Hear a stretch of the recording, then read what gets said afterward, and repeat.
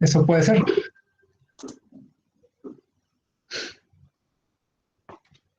Uy, ¿qué es esto? Esto no. Ahora sí. Muy bien. Vamos a los temas del día de hoy. Residuos sólidos. Ya ustedes saben que la presente sesión será grabada y publicada.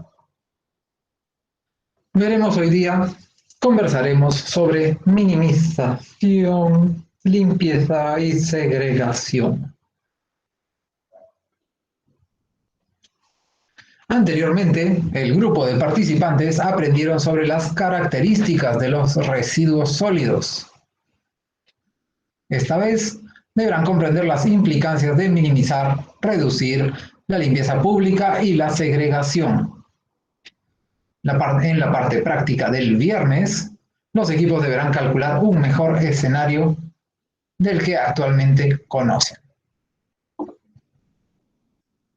Nuestro objetivo, reconocer y comprender los procesos de minimización, limpieza y segregación.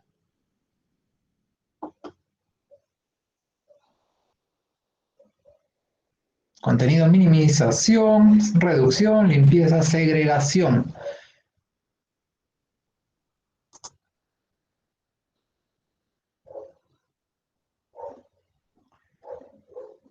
La minimización es la acción de reducir al mínimo posible el volumen y peligrosidad de los residuos sólidos a través de cualquier estrategia preventiva.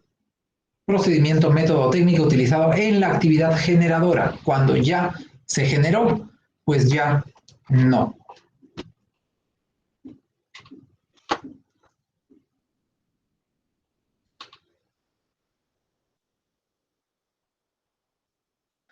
¿Cómo podemos participar en la minimización de residuos? De bastantes maneras, pero el ambiente no, en el tema ambientalista, no en el tema de ingeniería ambiental, pues se pide que cada quien haga más o menos lo que buenamente pueda. Claro que eso nos puede traer un huevo de problemas. Y aquí tenemos un huevo con muchos problemas.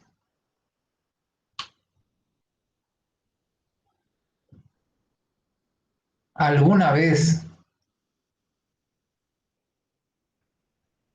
en alguna de sus pesadillas o alucinaciones más raras hubieran pensado que se vende huevo frito, ya frito y listo?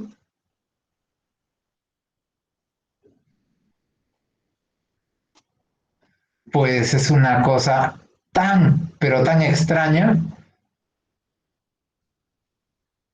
Y bueno, ya lo ven, es un producto completamente válido y ahí está, solo que no está a la venta en nuestro país, pero pues ahí está.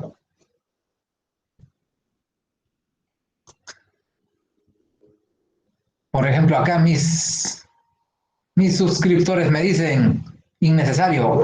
Para nosotros sí, para la gente que lo compra seguro que no, es súper práctico. Y lo compran, seguro que sí. Si es que no hay mercado, no habrían tantos y codificados y con su etiqueta y con todo su registro y todo lo demás. Ay, ay, ay. Bueno, así hay muchas cosas interesantes, ¿no? Ah, plátano pelado también, sí. A veces venden. En otros lugares he visto que venden, por ejemplo, a veces plátanos, no pelados ni nada, pero en empaque individual. Entonces, bueno, ya son cosas extrañas de la gente. ¿Por qué minimizar? Para empezar, es mucho más fácil en la cadena total del manejo de residuos. Es una forma de ahorrar, pero para eso tenemos un poco que conversar acerca de filosofía y sociología, que me encanta. Entonces, si es que yo pienso que yo soy un proceso aislado, yo hago bien las cosas y siento que he hecho todo bien y me voy a dormir muy contento. Eso pasa en bastantes sociedades, mucho más individuales. Y hay también sociedades que son mucho más colectivas, donde el individuo se siente que es parte de algo más grande, es parte de una cadena de eslabones. Entonces, por ejemplo, yo podría pensar, ¿y para qué? ¿Y para qué limpio muy bien? Uso bien dentro de mi latita de leche condensada, todo. ¿O por qué? Eh, ¿Qué más puede ser? ¿Por qué como muy bien todo mi pollito frito? ¿O por qué como abrí un plátano y me comí una manzana y la comí pues toda, ¿no? No comí solo la mitad. En algunos contextos no hay ese tipo de costumbre, pensamiento. Es más, hay culturas que lo tienen tan interiorizado que solamente abren una fruta si es que se van a comer toda la fruta, ¿no? Entonces ya, regresando de la filosofía, si nosotros pensamos antes de comprar algo como esto, nos cuesta, estamos gastando un poquito de energía en pensar algo a futuro. Estoy gastando, tal vez comprarlo así es mucho más rápido para mí, para meterlo al microondas en vez de pues prender la cocina, calentar la sartén y el aceite, si es que usan aceite, etcétera. Ahí también podría haber algún tipo de gasto extra. Pero si pensamos en global en la sociedad, 5 segundos que pensemos en eso, o 10 segundos más que nos, bueno, 10 segundos, o 5 minutos más que nos cueste hacer un huevo frito en vez de comprarlo ya frito, se traduce en mucho, mucho más tiempo y energía en el resto del proceso. Es decir, por no comprar, por no comprar esto, hemos ahorrado cierto plástico. No nos costó mucha energía. Pero si lo hubiéramos comprado, el plástico de todos los cientos o miles de personas que lo compraron, podría,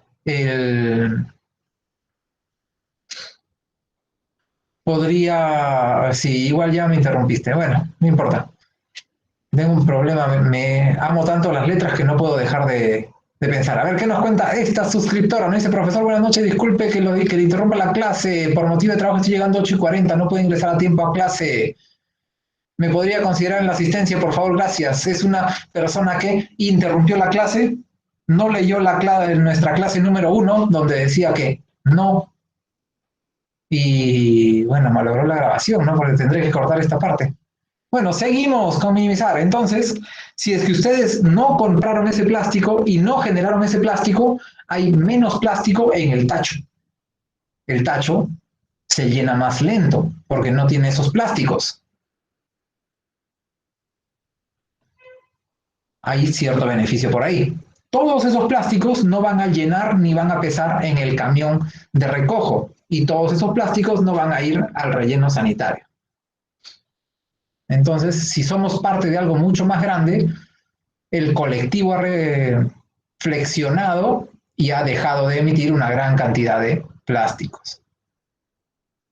Este es el río Citraru, ubicado al oeste de la isla de Java en Indonesia. Indonesia es un país bonito, ahora tiene bastantes ricos, un poquito locos pero ricos.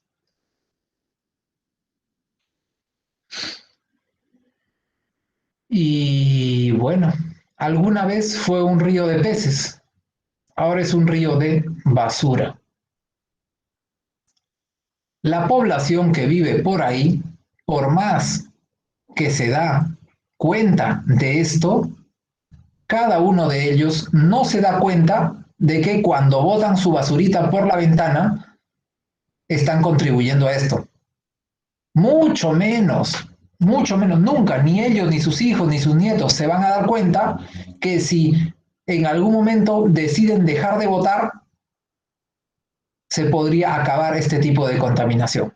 Es un río de basura que va avanzando lentamente.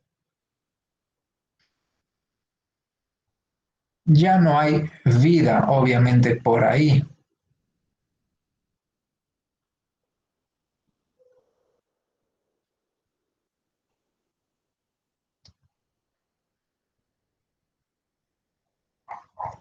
De alguna manera, las personas han descubierto que es mucho más rentable, en vez de tratar de pescar algo de alimento, pues pescar botellas PET para venderlas y tratar de ganar algo de sustento.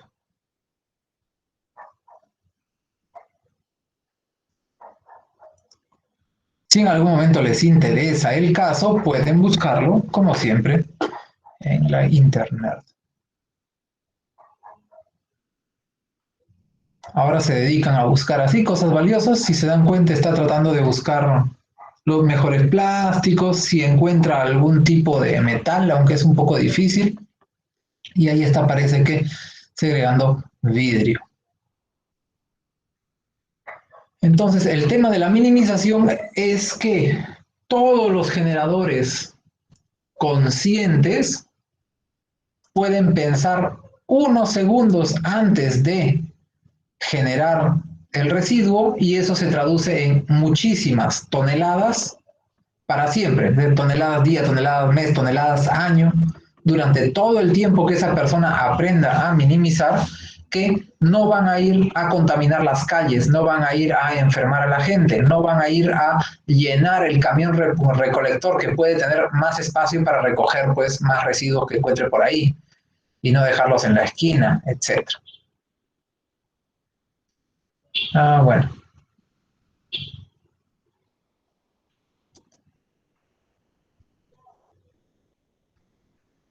Reducción.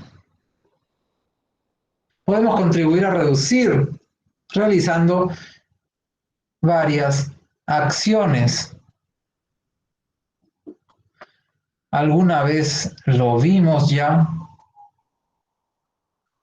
Qué raro, yo quería darles algo con menos letras.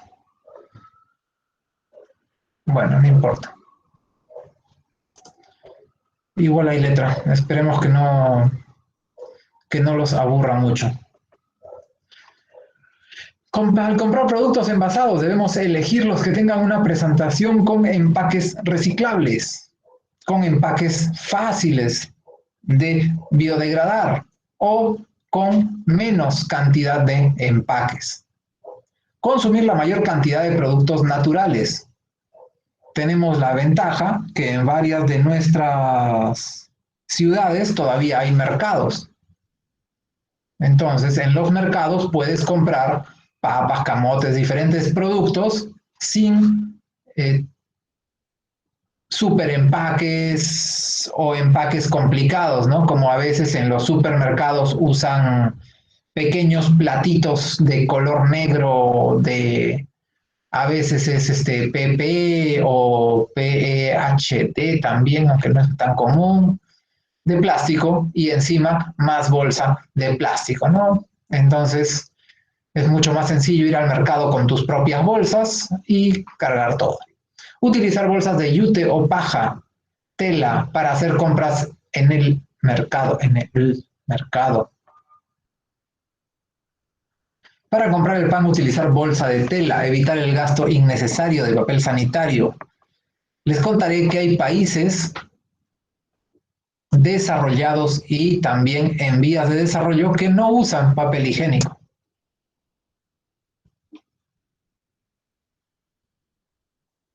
¿Y cómo hacen, profe?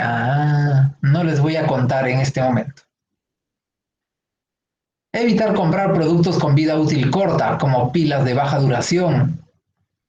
Por ejemplo, no es algo de un ingeniero ambiental, pero es algo ambientalista. Yo trato de no tener ninguna tecnología inalámbrica.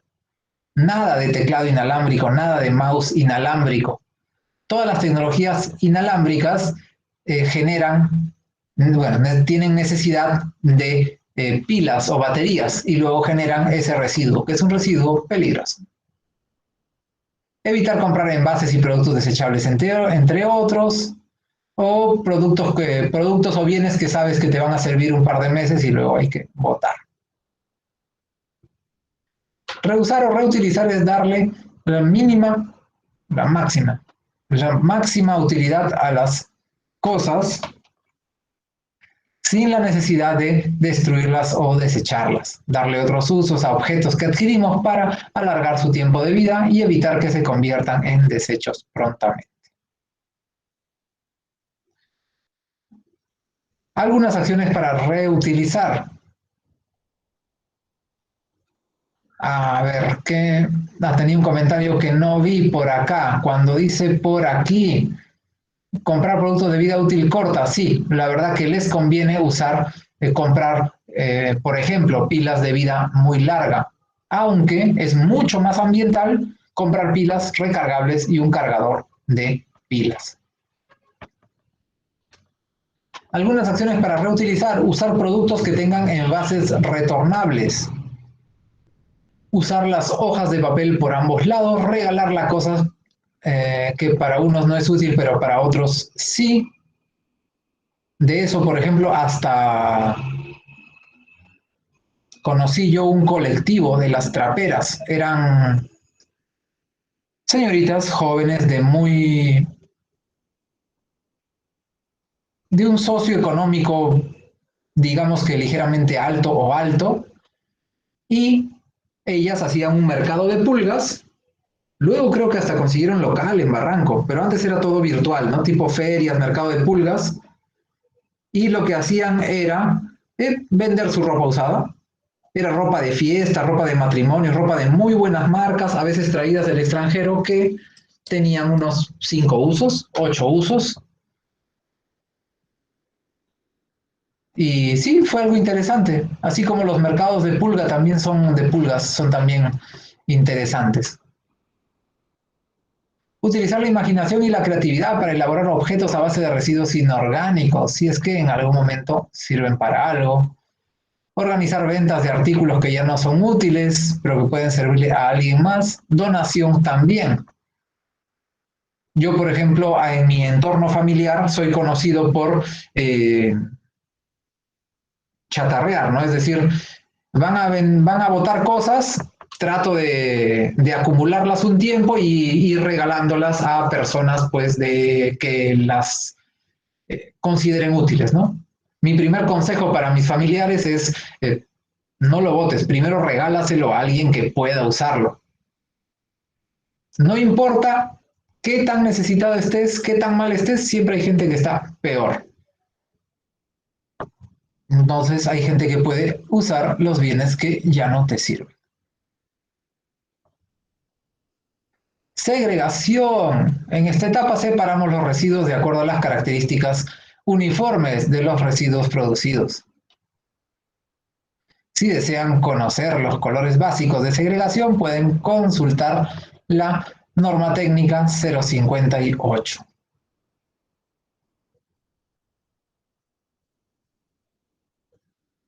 Oh, está salido un poquito feo.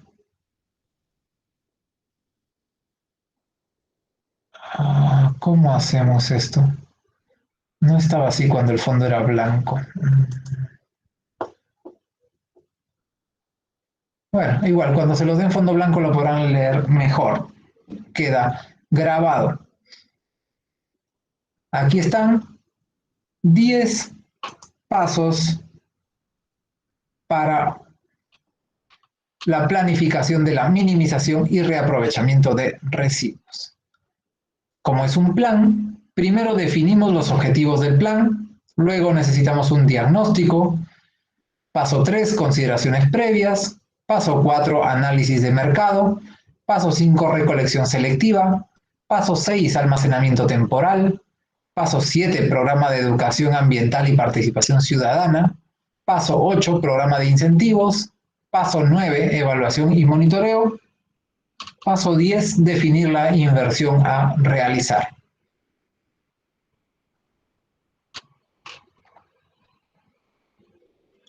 Hay toda una guía para el plan de minimización, pero nos tomaría más de una clase pasar por toda la guía y su metodología. Así que les he puesto ahí los diferentes pasos.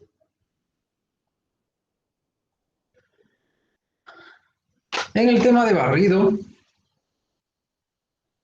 podemos distinguir modalidades de barrido manual y barrido mecánico.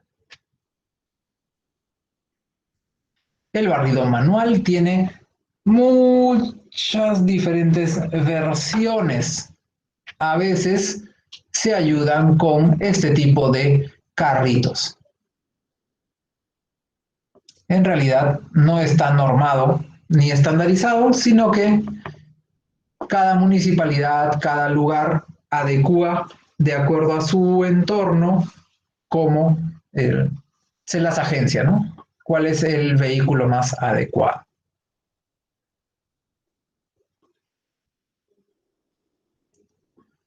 Esta foto no tiene muy buena resolución, pero ahí está un barrido también de a pie. El barrido manual se puede hacer por cuadrilla de barredores o rutas fijas asignadas a un barredor. Podríamos tener cierta tabla de frecuencia de barrido óptimo. Y aquí vamos a poner un poquito. Uy, ¿qué pasó?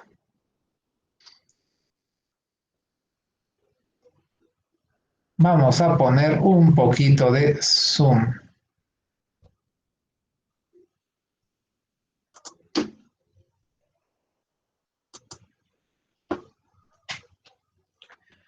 Entonces el planificador verá cómo es más conveniente repartir sus recursos. Acá tenemos calles comerciales, zonas centrales y mercado, y manda a su gente 3 veces al día. ¿Por qué? Porque son las zonas que más se llenan de residuos.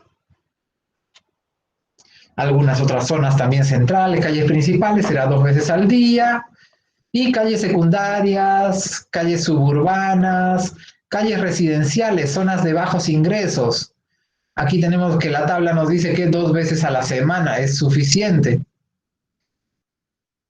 Calles residenciales, zonas de altos ingresos, 1 vez a la semana es más que suficiente.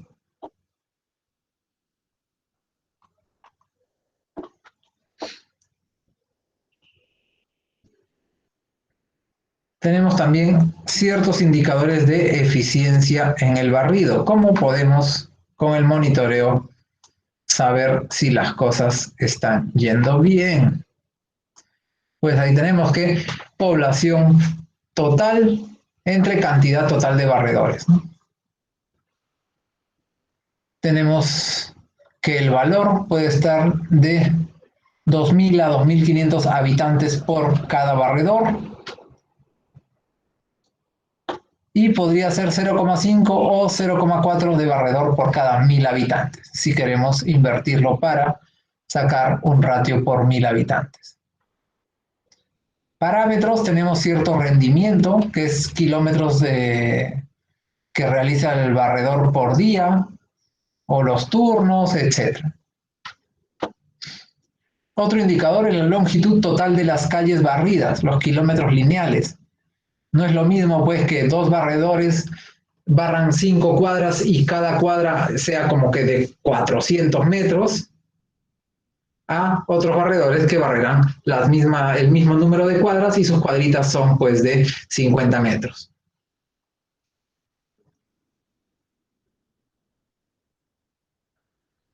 Áreas barridas de parque, plazas y otros,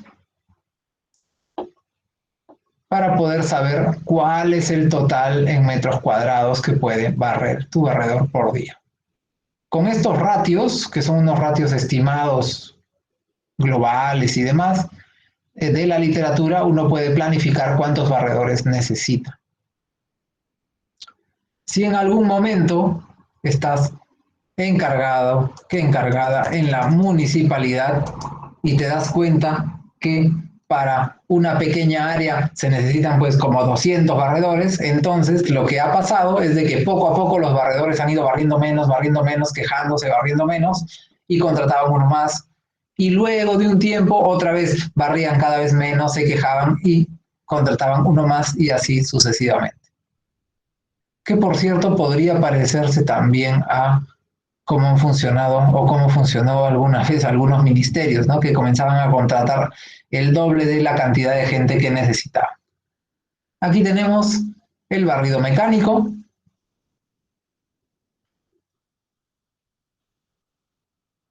En mi otra foto, ahí está mi otra foto. Son diferentes máquinas de barrido mecánico. Acá en Perú también tenemos, las he visto en algún momento, no me acuerdo exactamente en dónde. Creo que Miraflores tiene unas cuantas.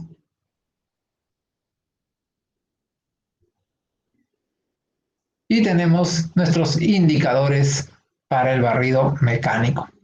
También el rendimiento por barredora mecánica, cobertura de calle, frecuencia de ruta en el sector residencial, etc. ¿Para qué nos sirve eso? Por si en algún momento el profesor, en este curso no lo vamos a hacer, pero se le puede ocurrir decir, un problema, ¿no? Tenemos 35 kilómetros de calle a limpiar. ¿Cuántas barredoras necesitaremos y cuántos barredores necesitaremos? Entonces podrían decir una sola barredora o podrían decir también calcular el ratio del número de barredores. No hago yo ninguno de esos ejercicios en este curso porque son un poquito más de la logística y el manejo del ámbito municipal, pero son totalmente posibles si en algún momento quieren hacer el ejercicio o simplemente comparar o evaluar cómo está yendo la municipalidad en estos temas. Luego tenemos ciertos criterios para la planificación del barrido. Hay que identificar las zonas. Ya vieron que hay diferente frecuencia de barrido de acuerdo a qué tipo de zona es. Tenemos que seleccionar la tecnología correcta. Vamos a usar barredoras mecánicas, vamos a usar el barrido manual. Tenemos que sectorizar para repartir a cada equipo un sector. Tenemos que tener claro los recursos, es decir, el requerimiento de personal y equipos que necesitamos. Para eso, el Sigersol tiene un indicador de número de escobas. Todas las municipalidades deben reportar una vez al año, por lo menos, cuántas escobas mensualmente se están gastando.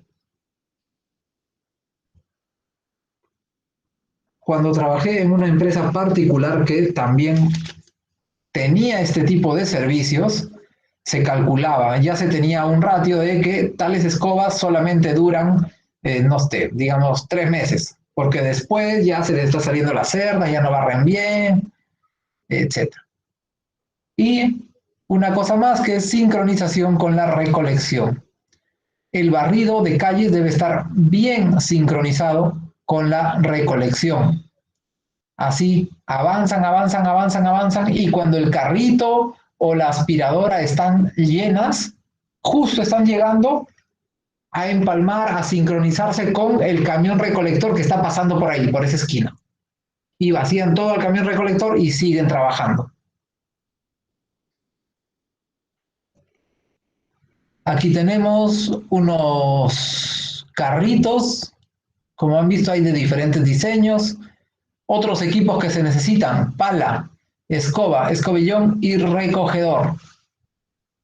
Y claro, recogedor de metal para que aguante, ¿no?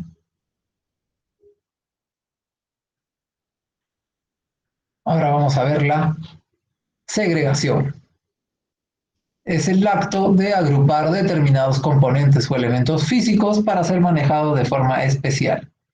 Es decir, cada oveja con su pareja. Todo de acuerdo al criterio que hayamos definido previamente. ¿Cómo es eso de previamente? Pues súper sencillo, es lo que nos diga el poderoso mercado.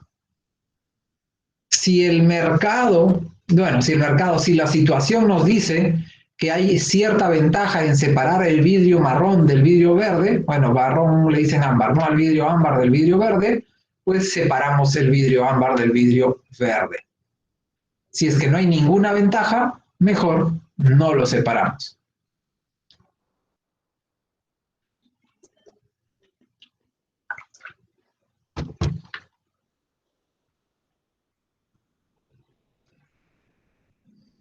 Comercialización. La operación de venta o transferencia de subproductos y materias o sustancias recuperadas para reincorporarlas en el proceso productivo. Ahí hay segregación, están en una losa. Y si se dan cuenta, el montoncito más cercano a nosotros, a la cámara, es PET, polietilteraftalato.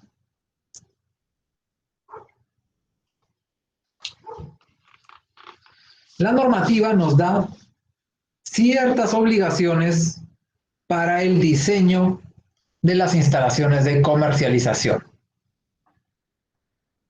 Para diseñarlas tenemos que saber el volumen y tipo de residuos. No podemos diseñarla mucho más grande porque estamos invirtiendo más recursos de los necesarios, es ineficiente, y no sería bueno diseñarla más pequeña porque estaríamos todos los días sobrepasando la capacidad de carga de la instalación. Disponibilidad y accesibilidad al área, que esté de acuerdo con la zonificación. Disponer de área suficiente para maniobra y operación de vehículos. Independizar el área de manejo del área administrativa. Que haya servicios sanitarios para el personal. Que haya sistema contra incendios y dispositivos de seguridad. Definir las rutas críticas de manejo, dispositivos de seguridad para el personal. Uso exclusivo para las actividades de comercialización. En tu planta de segregación y comercialización no puedes poner un restaurante. No puedes alquilarlo para que viva alguien, no puedes tampoco hacer una fiesta COVID.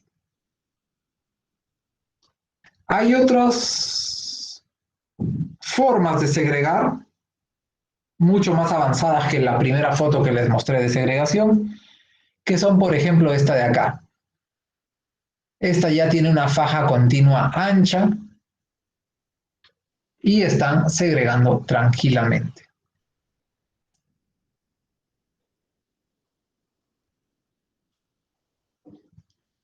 Reciclar es una de las alternativas utilizadas en la reducción del volumen de los residuos sólidos. Es un proceso conocido como reciclaje, que es volver a utilizar materiales que fueron desechados y aún son aptos para elaborar otros productos o refabricar los mismos. Es decir, reciclar es destruir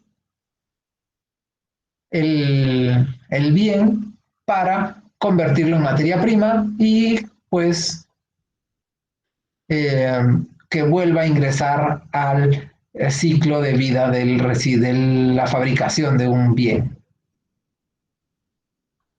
La palabra acondicionamiento nos trata, es como una navaja suiza, es una caja de herramientas que nos ayudan a que fluya mejor el manejo de los residuos. Dentro del acondicionamiento tenemos segregación, aunque nunca he estado muy de acuerdo porque fuera del acondicionamiento también está la segregación. Tenemos almacenamiento, limpieza, trituración o molido, compactación, empaque o embalaje, procesos, métodos o técnicas de tratamiento, por ejemplo, y otras que establezca el MINAM. Principalmente, por favor, cuando lean o cuando piensen en la palabra acondicionamiento, piensen en que alguien está limpiando bolsas que tenían algún tipo de residuo de comida para venderlas después como bolsas. Triturando o moliendo. Residuos no peligrosos podrían ser plásticos de bateas, plásticos de manguera, plásticos de sandalias, plásticos de botellas, para minimizar volumen. Compactando para minimizar volumen, empaquetando o con un embalaje para que sea más fácil mover todo el bloque. Acá tenemos una prensa, meten todos los cartoncitos y luego con un pistón hidráulico desde arriba se cierra todo. Y eso hará un empaque que luego bien compacto de cartones que luego se ensuncha y puede ser cargado tranquilamente al tráiler, a la cama baja que luego se lo lleve a la empresa que lo use.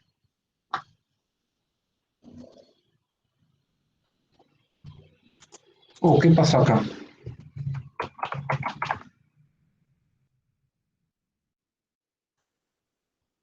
Ya casi terminando nuestra clase del día de hoy. Profesor, un poquito temprano, ¿no? Sí, la clase de hoy es cortita. Acá debería ser Santiago de Surco. El caso de Santiago de Surco fue bastante interesante. Les comentaré porque yo estuve ahí casi al inicio. No era nada bonito. Este lugar era un basurero completo, hasta arriba, 4 metros de alto, de puros residuos. Y caminábamos sobre todos los residuos para tratar de segregar lo que se podía. Pero bueno, entonces les cuento.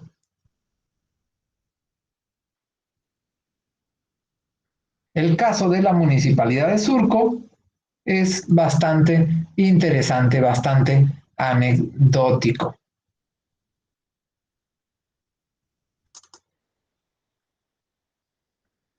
La municipalidad, a ver un momento. Bien.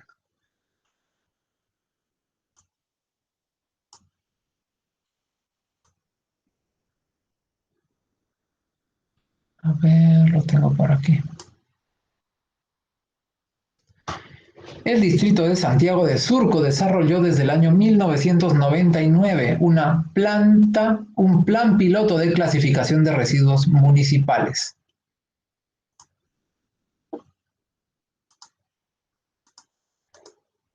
Este plan piloto tenía como bandera la idea de la bolsa naranja.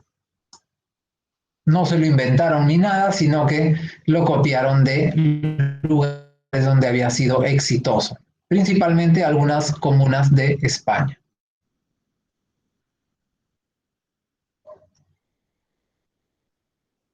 Este proyecto consistió en segregar los residuos inertes, es decir, los vecinos ponían todos los reciclables en la bolsa naranja y una vez a la semana se lo llevaba, se lo recogía un camión especial de la municipalidad en un horario especial en las mañanas y era realizado a empresas dedicadas a la transformación de los mismos.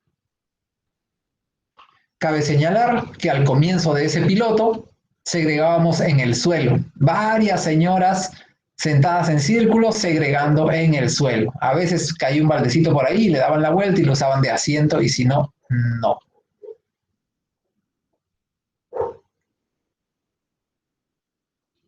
Después de que se comenzaron a ver los resultados, más que nada resultados políticos, de fama y demás, porque resultados económicos no tanto, pues se pensó en hacer una planta de segregación. Y además se pensó en, era un pilotito que empezamos con menos de 2.000 casas, luego llegamos a 7.000, 9.000 y bueno, fue escalando. Ahora parece que la última vez que los visité tenían eh, casi 70.000 predios. Es decir, 70.000 casas son bastantes personas.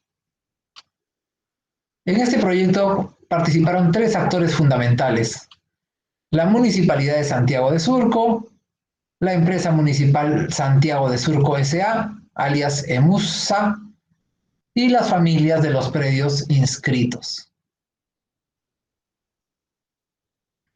Tuvo que haber bastante comunicación para lograr que las familias participen, se les explicaba cada semana, cada mes, se tocaba su puerta, se les regalaba volantes, se les regalaba afiches para que estén animados. ¿Cuáles fueron las etapas del proceso? En primer lugar, La Municipalidad de Surco gastaba casi todo el presupuesto en sensibilizar, porque si los generadores no estaban sensibilizados, todo lo demás se caía.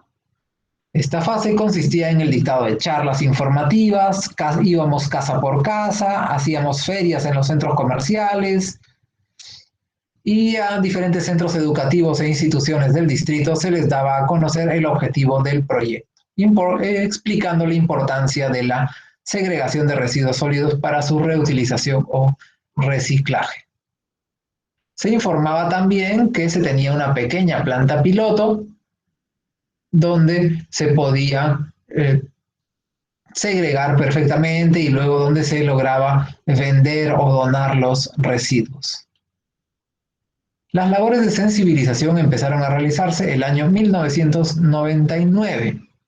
Para junio del 2006 se trabajaba ya con el 20% del distrito, 20.000 familias, que son más o menos 20.000 predios. Eso es casi 80.000 habitantes. Claro que los números a veces nos engañan, ¿no? 80.000 habitantes, están contando también niños, ancianos, etc. La siguiente etapa, luego de tanta sensibilización, era pasar y regalar una bolsa naranja a cada familia inscrita en el programa. Cuando la bolsa estaba llena, a la semana siguiente, pasaba el camión, recogía la bolsa llena y les dejaba otra bolsa vacía naranja. Los representantes de la Municipalidad de Surco se encargaron de informar a los vecinos los horarios de recolección, dábamos imanes con los horarios para pegar en su refrigeradora, etc.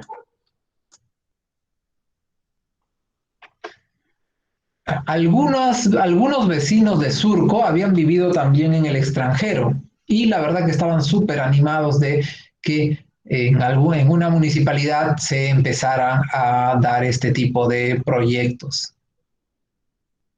Además de eso, los vecinos que formaban parte del proyecto recibían un pequeño descuento que era incentivo porque podías canjearlo por descuento en arbitrios. Más o menos era en esa época 13 soles de descuento de tus arbitrios. Para la segunda fase ya se tenía una pequeña zona piloto para la planta piloto donde se tenía que segregar. Estaba ubicado detrás del cementerio municipal, justo en Surco Pueblo, detrás, a 1,5 cuadras detrás de la plaza central. Y ahí trabajé yo por bastante tiempo, bueno, por casi un año. La empresa EMUSA era la que administraba toda esa planta. Empezó sus operaciones el 20 de noviembre del 2002 y desarrolló con éxito las labores de segregación y venta, ¿no? Comercialización. Tenía prensado, pesaje, embalaje, almacenamiento temporal, comercialización de 20 subproductos. Ajá. Sí, trabajé ahí. Mis primeras prácticas fueron en la Municipalidad de Surco y luego mi primer trabajo fue en esta empresa municipal de Surco. Claro que eran otras épocas, ¿no? Era una época donde a los practicantes ambientales no les pagaban prácticamente nada. Me pagaban por medio tiempo, creo que 280 soles. Era solo la ayuda de los pasajes. Pero se aprende bastante, ¿no? Con un área aproximada de 2.000 metros cuadrados, esta planta recibía diariamente 12 toneladas métricas de residuos inertes o inorgánicos y se procesaban más o menos 10 a 11 toneladas.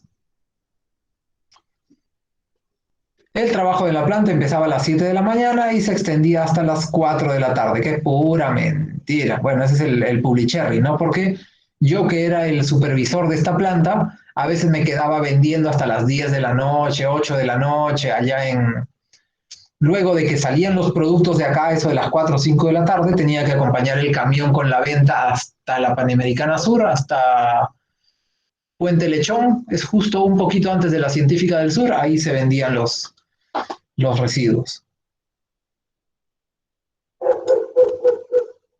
Como primera tarea, 2 trabajadores uniformados con mascarillas, guantes, mandil, gorro se encargaban de vaciar el contenido total de la bolsa naranja y separar el vidrio, que era el más pesado, a un costadito, y luego eso se iba a segregar por colores.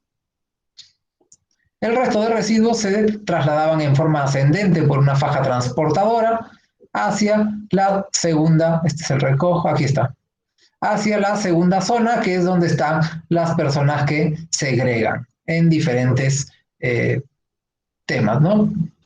Se hace de mayor valor a menor valor. La primera persona segrega PET blanco, PET de color, luego viene botellas de aceite, plástico duro, por ejemplo, recipientes de polietileno, tuppers de plástico, etc. Luego viene el papel estucado, por ejemplo, lo que es cartulinas, cartones con una parte enlucida, papel de archivo, metales, sobre todo aluminio, etc.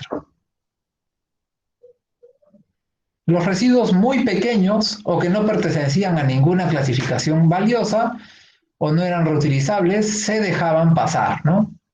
Habían pilas, latas de insecticidas, compuestos tóxicos, inyectables, pañales, papeles plastificados, papeles de fax, papeles de papel carbón que ya no se usan. ¿Qué habrá sido de la vida del papel carbón? Papeles engrasados, pinturas, fibras de vidrio, fluorescentes, de todo lanzaban por ahí, ¿no? Platos rotos, espejos, ninguna de esas cosas era, pensaban que era de vidrio, y el espejo sí es de vidrio, pero no se puede reciclar porque tiene químicos, tiene un baño químico. Esos materiales nadie los segregaba porque no tenían ningún valor y se iban hasta el final de la faja donde se guardaban o llegaban a un pequeño almacenamiento que luego iría al relleno sanitario.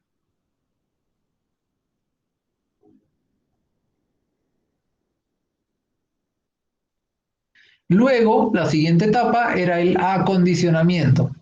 Había prensado, ensacado y molienda de residuos clasificados.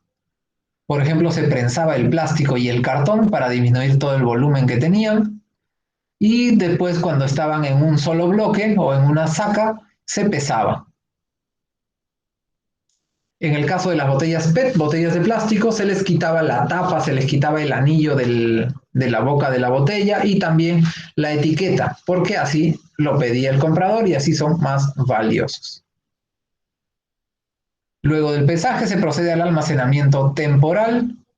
¿Dónde está mi foto de almacenamiento? No, no segregación. Almacenamiento, bueno, compactación, almacenamiento temporal. Y posteriormente habrá venta. Los ingresos por la venta cubren, según reporta Surco, el 100% de los gastos de operación de la planta piloto.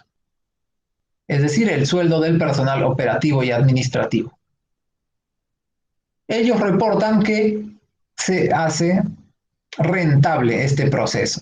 En realidad, la verdad que este proceso es tan pequeño este proceso de reciclaje que yo al ojo nomás pienso que no es rentable. Cuando yo trabajaba ahí, pues sí, había dinero para los sueldos, pero los camiones los prestaba la municipalidad. La gasolina y el chofer lo pagaba la municipalidad. A mí me pagaban como practicante de la municipalidad, es decir, varias cosas estaban subvencionadas. El terreno era gratis porque te lo daba la municipalidad, etcétera, etcétera. Bueno, había ahí están justo pesando en la balanza electrónica y se llevaba al almacenamiento temporal. Durante el año 2005, la empresa EMUSA recibió el premio del CONAM por la gestión responsable en el manejo de residuos sólidos. por haber logrado colocar en el mercado 1.800 toneladas de subproductos para ser reinsertados en la industria del reciclaje.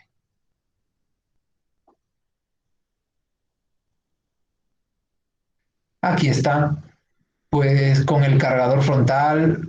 No, este no es un cargador frontal, este es un elevador frontal, creo. Están tratando de apilar los bloques ensunchados de cartones, de papeles, de plásticos, de metales. Y esta es la boca del contenedor donde se va lo que ha sido rechazado.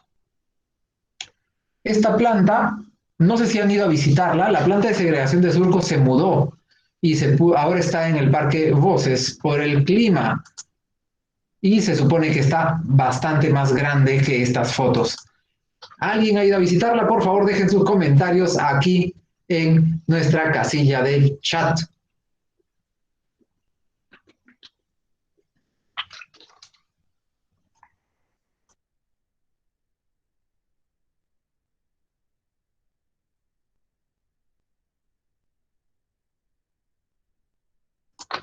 Como nadie comenta, supongo que nadie ha ido a visitarla. Qué raro. Es uno de los destinos de varios cursos que no tienen que ver con residuos, pero son de inicio de carrera, por ejemplo. Ah, sí, en la entrada tienes que dar 2 botellitas usadas y te dejan entrar. Es un parque bonito y la planta también me pareció bastante buena. Ahora, hay un pequeño tecnicismo con esa planta. No es una planta de segregación, porque tienen una máquina que hace bolsas. Entonces, es una planta de segregación y reciclaje. Antes, cuando decían la planta de reciclaje de Surco, a veces habían algunos expertos que decían, no, esa no es una planta de reciclaje, esa solamente es una planta de segregación. Entonces, cuando compraron su máquina bolsera, ya tienen todo el derecho de llamarse planta de reciclaje.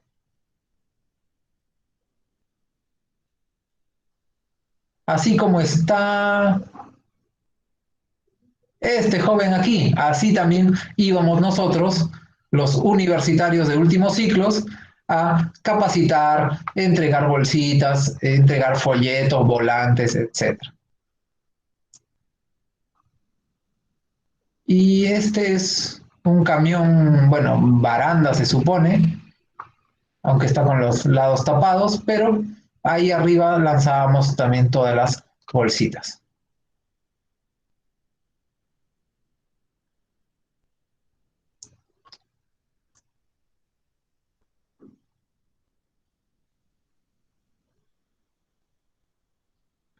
A ver, ¿qué más tengo por aquí para ustedes?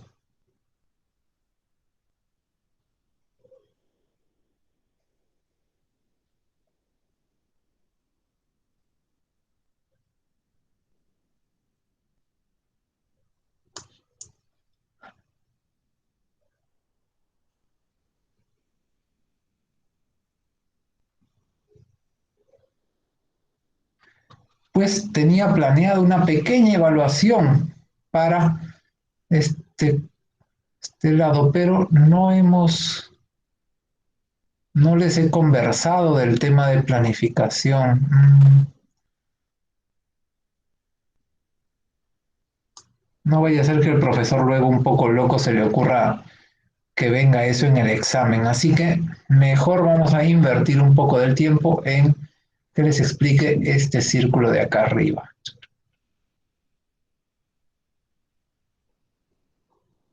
Este de acá. No se preocupen, lo voy a poner más bonito cuando se los pase en PDF. Entonces, vamos a los pasos. Prácticamente lo mismo que les expliqué, solo tiene un poquito más de detalle. Paso 1, definir los objetivos del plan. Es importante tener claro el objetivo general del plan y sus objetivos específicos para que sean medibles. Paso número 2, diagnóstico. El diagnóstico pues se hace con una caracterización de los residuos que nos permita conocer las características principales para el manejo que queremos darle. Vale decir, conocer qué porcentaje de los residuos son recuperables, como materia orgánica, papel, cartón, plástico, latas, vidrio, metales, entre otros. Estas ideas que les estoy dando serán aplicables para nuestro taller del día viernes.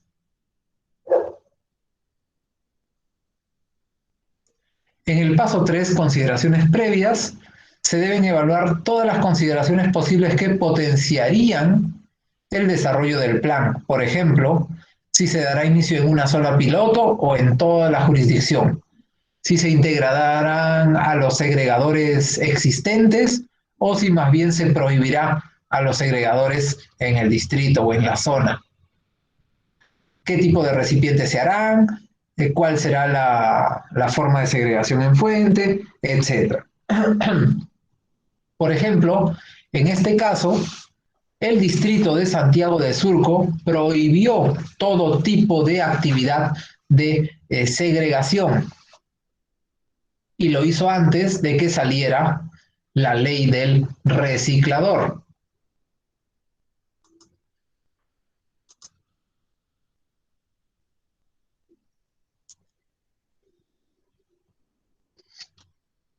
Bueno, paso 4.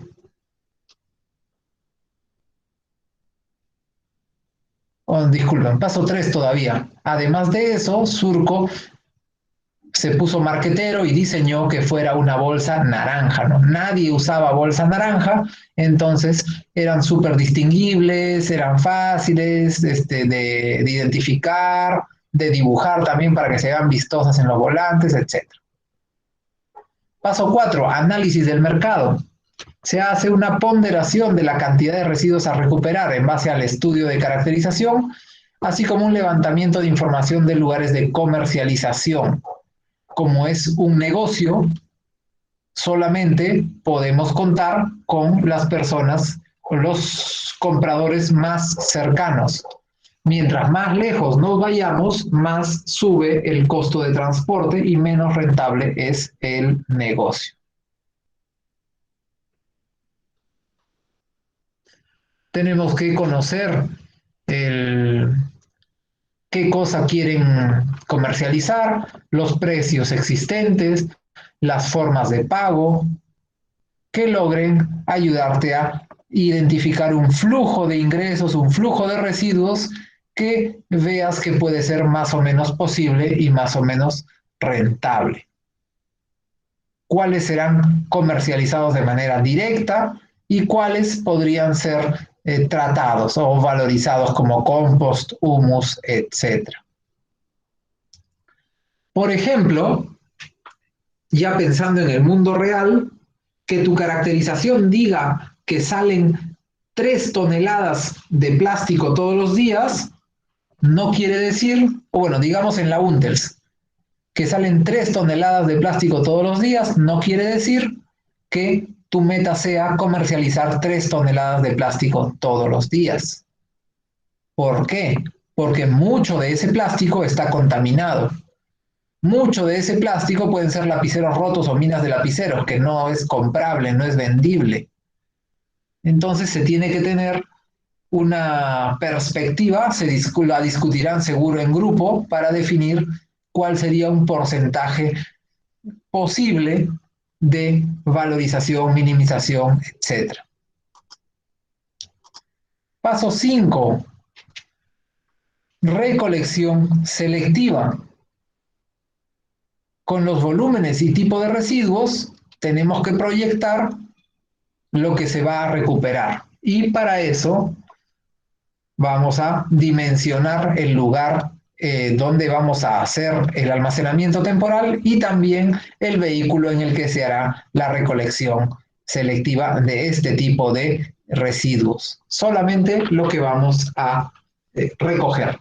Por ejemplo, sabemos que hay residuos valorizables, metales, vidrios y plásticos. Pero ¿qué pasa si es que estudiaste tu situación geográfica, tu coyuntura sociopolítica económica, y solamente es rentable para esa municipalidad o para ese sector o para ese subsector vender los plásticos, porque no tienes comprador de vidrio y porque los metales son de muy baja calidad porque los recicladores ya se llevaron los primeros metales, los metales valiosos. Pues entonces tendrás que planificar solamente una recolección selectiva de ese residuo que puedes manejar de manera más o menos sostenible y rentable. Paso número 6, el almacenamiento temporal. Para el caso de los residuos reaprovechables como cartón, papel, plástico, vidrio, metales, etcétera, se requiere un espacio donde se haya acondicionado una zona para segregación más fina. Es decir, el papel tienes que separarlo en papel blanco, mixto, periódico, cartón de primera, cartón de segunda, etcétera. O simplemente los más valiosos y el resto se va. Se descarta como residuo común, residuo doméstico. Y eso también para el resto, para el plástico, para el metal, ¿no? Si es rentable separarlo, se separa. Si no, no. Se los comentaré en la clase de reciclaje, pero el reciclaje, la valorización, es eminentemente dependiente del mercado. Si no hay algún tipo de beneficio, todo se cae, no es sostenible.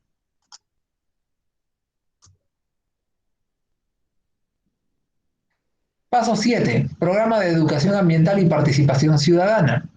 Es importante considerar como parte del plan acciones dirigidas a la sensibilización, educación, capacitación y difusión en la comunidad para garantizar una amplia participación de los actores claves como líderes sociales, centros educativos, instituciones públicas y privadas, población en general. Paso 8.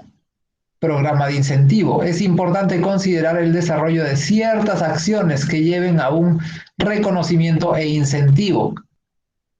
No tiene que ser necesariamente económico, podría ser el cartel de los mejores vecinos o los más cumplidos, etcétera. Es decir, tiene que haber una recompensa, pero no necesariamente es monetaria. Puede ser una recompensa en algún otro tipo de beneficio o algo que les dé felicidad a los que están participando. Paso 9, evaluación y monitoreo.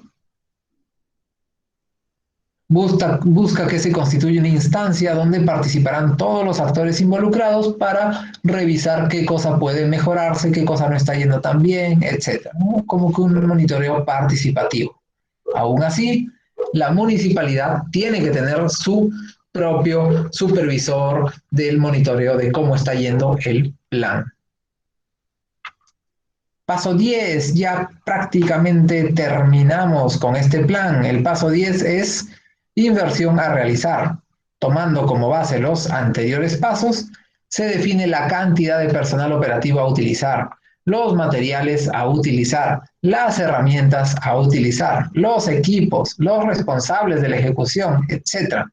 Y todo eso se valoriza para saber cuánto va a costar.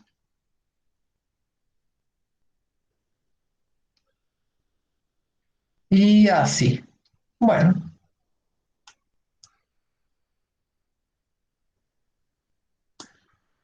entonces eso será todo por hoy. La verdad que podría seguir hablándoles de técnicas, temas de barrido, formas de cuadrillas. Podríamos revisar eh, métodos de limpieza por ruta fija y demás cosas, horarios de barrido, pero tal vez es entrar en demasiado detalle por ahora. Así que por ahora procederé a dejar de grabar y daremos por concluida la presentación del día de hoy.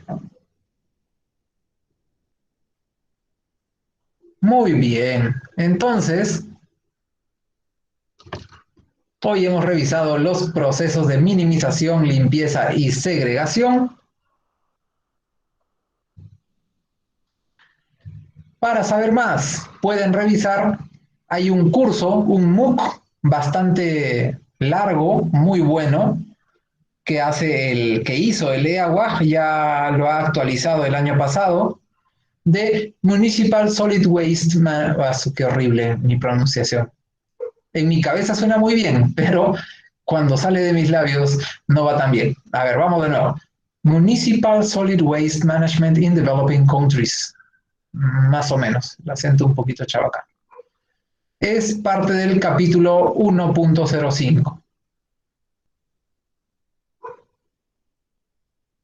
Muchas gracias a todos.